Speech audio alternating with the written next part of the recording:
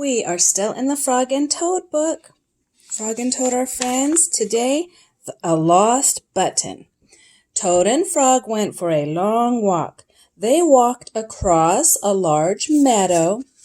They walked in the woods. They walked along the river. At last, they went back to Toad's house.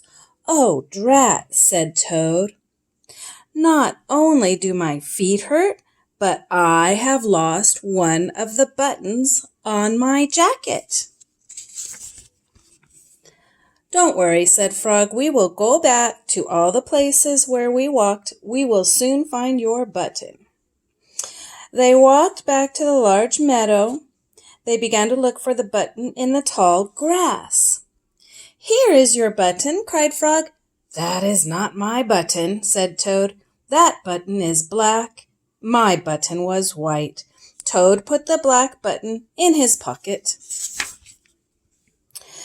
Sparrow flew down. A sparrow flew down. "Excuse me," said the sparrow.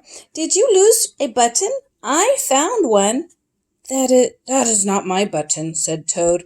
"That button has 2 holes. My button had 4 holes." So Toad put the button with 2 holes in his pocket. They went back to the woods and looked on the dark paths. "Here is your button," said Frog. "That is not my button," cried Toad. "That button is small. My button was big." Toad put the small button in his pocket. So he's putting all the other buttons in his pocket. A raccoon came out from behind a tree. "I heard that you were looking for a button," he said. "Here is one that I just found." "That is not my button," wailed Toad. "That button is square. My button was round." Toad put the square button in his pocket.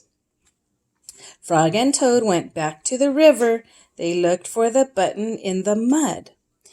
"Here is your button," said Frog. "That is not my button," shouted Toad. "That button is thin. My button was thick." Now he's really getting so upset. Toad put the thin button in his pocket. He was very angry. He jumped up and down and screamed, "The whole world is covered with buttons, and not one of them is mine." Oh, he does look upset. Toad ran home and slammed the door. There, on the floor, he saw his white, 4-holed, big, round, thick button. "Oh," said Toad, "it was here all the time.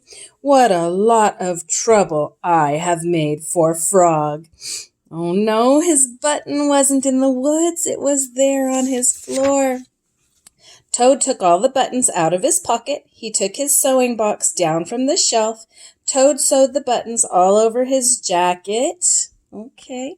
The next day, Toad gave his jacket to Frog. Frog thought that it was beautiful. He put it on and jumped for joy.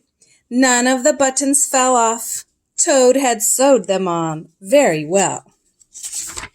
Oh, that was nice. He felt bad for making him look all over the woods, and so he gave all those other buttons to Frog.